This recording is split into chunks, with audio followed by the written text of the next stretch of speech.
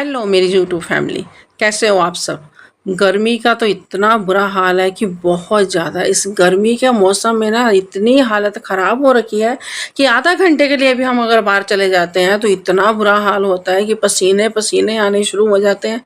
और मैं कहती हूँ पानी की इतनी प्यास लगती है, बहुत ज़्यादा ठंडा पानी जितना मर्जी पिए जाओ, कुछ नहीं फ़र्क पड़ता, इतनी गर्मी से बुरा हाल है।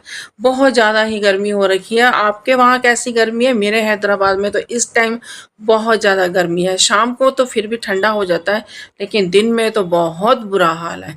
इतना बुरा हाल है कि सारा दिन पसीने ही पसीने आते हैं और फटाफट होता है घर को भागे। अगर हम मार्केट में गए हैं तो फटाफट अपने घर चले जाओ तो वहीं पे ठीक है, तो घर में आते ही फिर घर में हो जाता है कभी लंच का टाइम तो कभी डिनर का टाइम। जब देखो ना बस हमें किचन में काम करना ही पड़ता है और ज़रूरी भी है, क्या करें, कहाँ जाएं। रोज़ रोज़ बच्चों को बाहर ले जा के तो खिला नहीं सकते, गर्मी का मौसम है, बाहर का खाना भी नहीं खा सकते। बच्चे तो जिद करते हैं कि हाँ मम्मी मेरे को होटल जाना है, मुझे होटल जाना।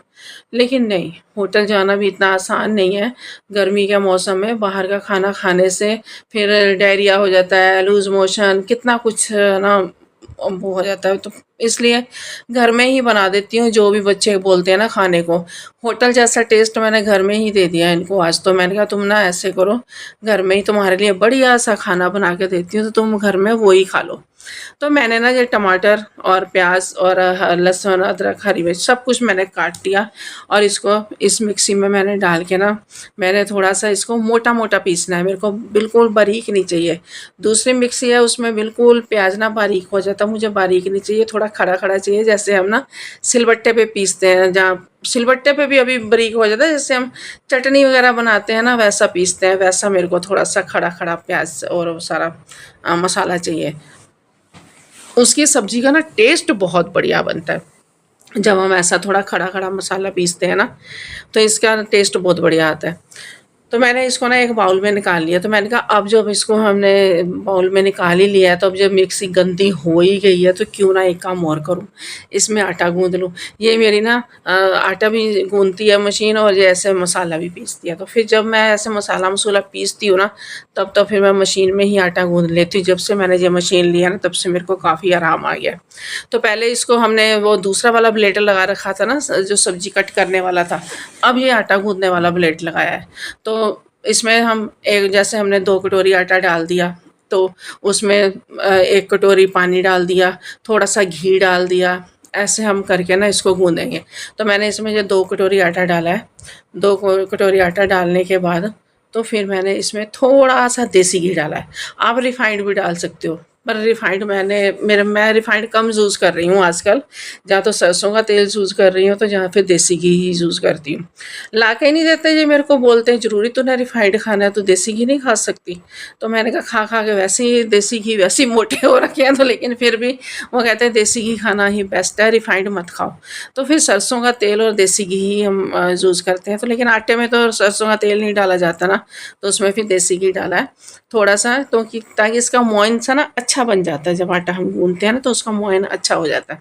तो इसमें हमने पानी डाल दिया यहाँ से करके और मैं कहती हूँ बहुत बढ़िया आटा गूंथता है। अभी टाइम तो लगता है इसको चलाने में और उसी में ही जो टाइम लगता है, बटन ही दबाना है, हमने कौन सा कुछ उसमें करना है, बाकी तो सब उसने घूम घूम के अपने आप ही करी जाना है ना। तो लेकिन ना पहले मेरे को आटा गूंदना बहुत ही मुश्किल लगता होता था, सच्ची इतनी मैं परेशान हो जाती थी, मेरा आटा गूंदने को बिल्कुल मन नहीं करता होता था।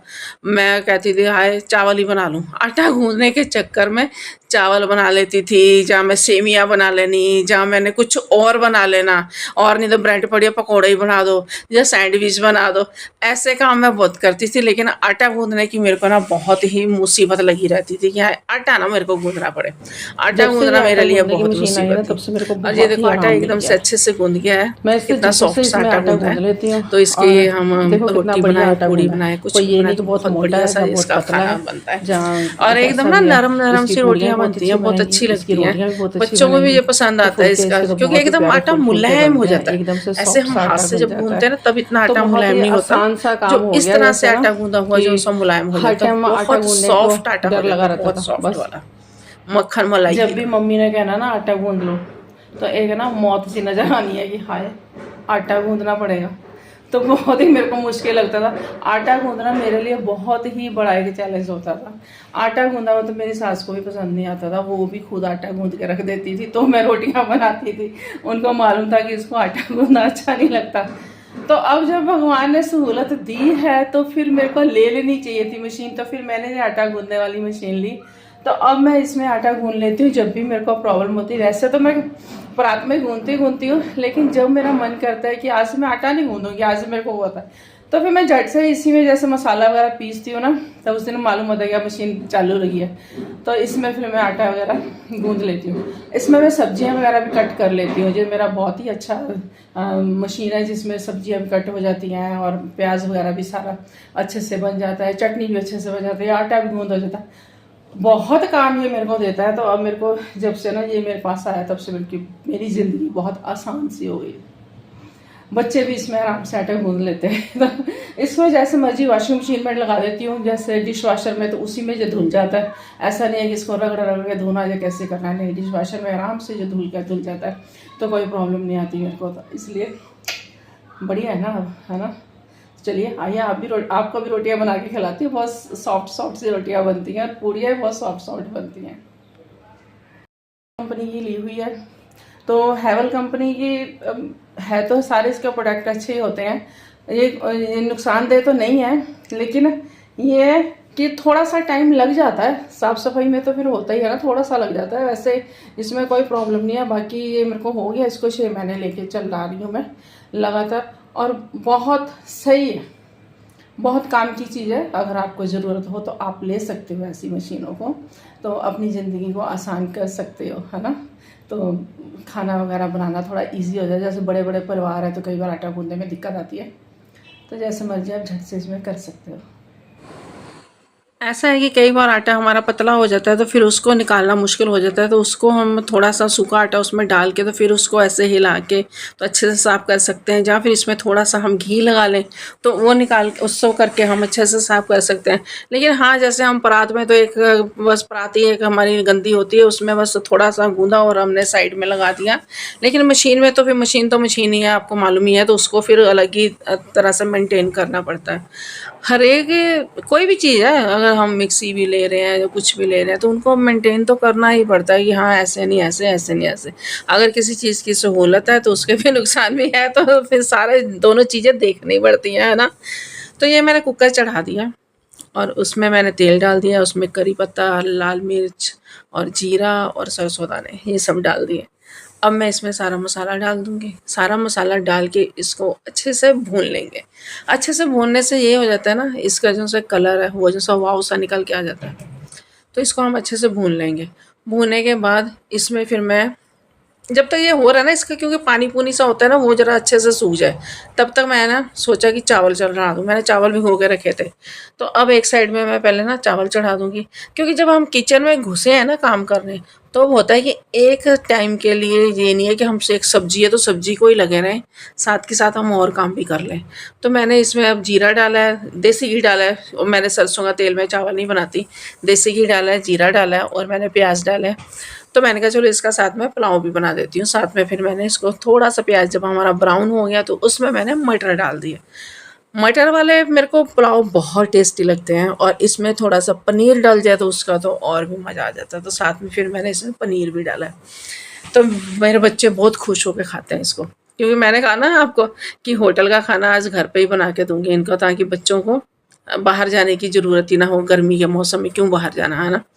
तो फिर मैंने इसमें पनीर डाल दिया और साथ में ही मैंने इसमें काजू और किशमिश वो डाल दी। काजू नहीं, सॉरी, बादाम डाले। काजू मेरे पास नहीं थे, वैसे काजू डाल सकते हैं, काजू होते तो और भी मज़ा आ जाता। तो मैंने बादाम और किशमिश डाल दी।